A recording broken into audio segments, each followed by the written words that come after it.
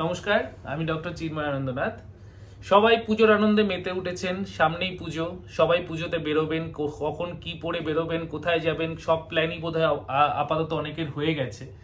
কিন্তু পুজোর সময় আবহাওয়া দপ্তর বলে দিয়েছে যে বৃষ্টি হওয়ার সম্ভাবনা রয়েছে। যদিও খুব দুঃখের খবর, কিন্তু সেই দুঃখের জন্য কিন্তু বাঙালি বা আমরা থেমে থাকবো না, আমরা কিন্তু পুজোতে বেরোবো। তাহলে এই বেরোনোর সময় কি কি ধরনের টিপস বা কি কি ধরনের নিয়মাবলী মানলে আমাদের শরীরটাকে সুস্থ রাখা যাবে, সেটাই আমি আজকে আলোচনা করব। তো প্রথমত, যদি বৃষ্টি হয় সবাইকে উচিত একটা ছাতা ক্যারি করা, এবং বৃষ্টি যখন হুড়মুড়িয়ে নামবে বা জোরে বৃষ্টি হবে তখন একটু কিছুক্ষণ ওয়েট করে তারপরে বেরোনো। আর বেরোনোর পরে যদি বৃষ্টি নামে বা হঠাৎ করে যদি দেখছেন যে খুব জোর বৃষ্টি হচ্ছে, তখন কিন্তু অতি অবশ্যই আপনারা কোনো একটা শেড বা কোনো কিছুর আশ্রয়ে থাকবেন। ভিজে ভিজে ঠাকুর দেখা আমি কখনোই কিন্তু সাপোর্ট করি না বা করব না।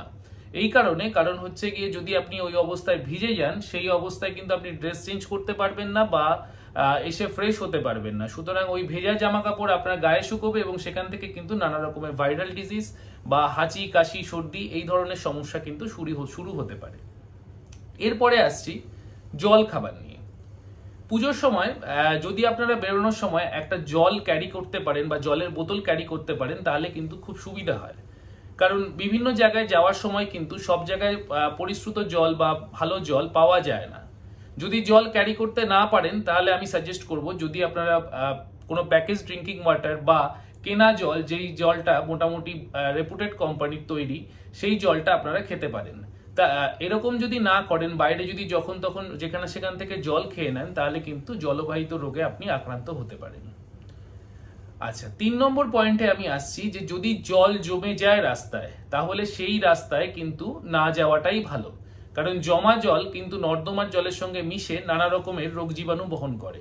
সেখান থেকে কিন্তু আপনার ফাঙ্গাল স্কিন ডিজিজ বা পায়ে নানা রকমের চর্মরোগ দেখা দিতে পারে। এছাড়াও অন্যান্য অনেক রোগ যেমন সেলুলাইটিস বা লাইফ থ্রেটেনিং অনেক জীবাণু কিন্তু ওই জলের মধ্যে আসতে পারে। এরপরে আসছি প্যান্ডেলে যদি প্রচন্ড ভিড় হয়, ঠেলাঠেলি হয়, তখন আপনারা কি করবেন।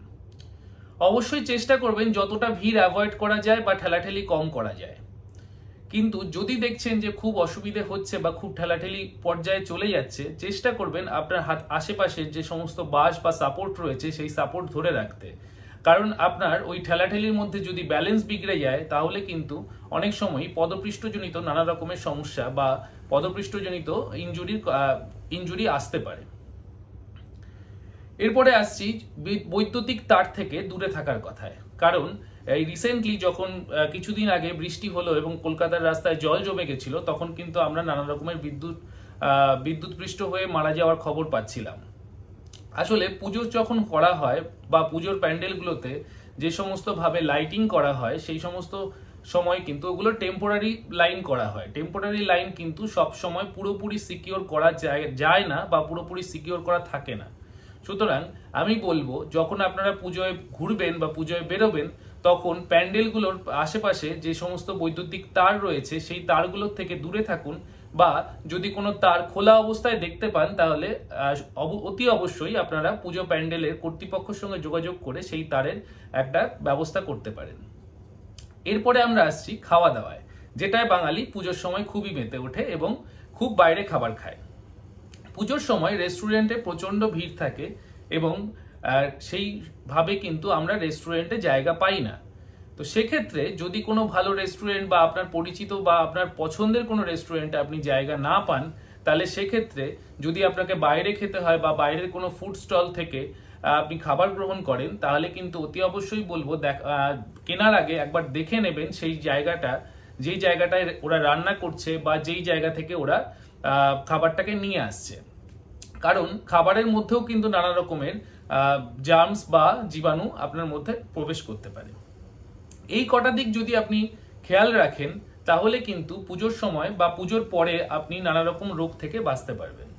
ধন্যবাদ আমার ভিডিওটা দেখার জন্য। সবাই ভালো করে পুজো কাটান, ভালো করে ঘুরুন এবং ভালো করে খাওয়া দাওয়া করুন।